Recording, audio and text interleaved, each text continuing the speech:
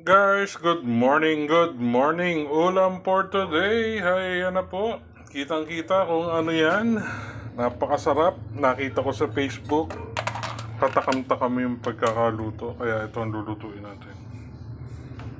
Kamati, sibuyas, bawang, liempo, bagoong, syempre, kangkong, ampalaya, okra, talong, and kalabasa. Game, gisa-gisa na. Ayan, pirituhin natin ang ating baboy, ang liempo. Kailangan maging brown.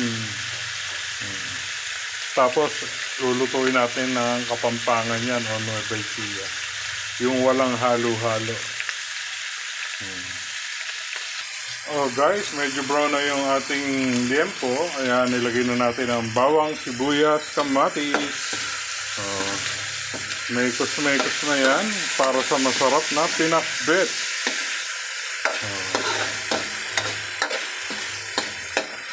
Ayan ang ating pinakbet. Ilalagay na natin yung mga gulay na matigas. Siyempre, ano yun?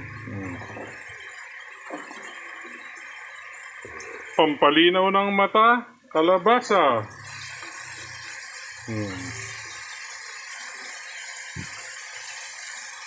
Para luminaw ang ating mga mata, kumain ng kalabasa.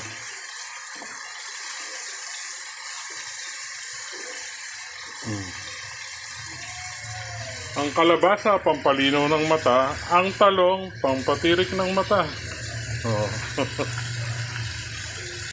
Oh guys, makulay na ang ating pinakbet.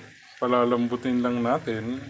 Sarap kasi kainin malambot. Tapos lalagay natin ng mga sahog. Inuna natin kalabasa kasi matigas siya.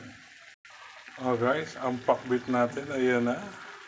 Unti-unti nang nagiging makulay. Ilalagay na natin lahat. Tapos tatakpan natin.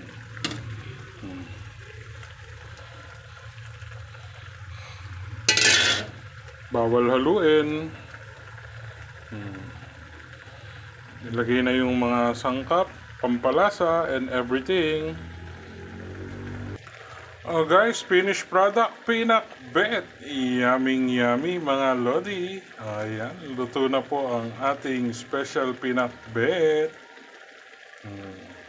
Magandang umaga.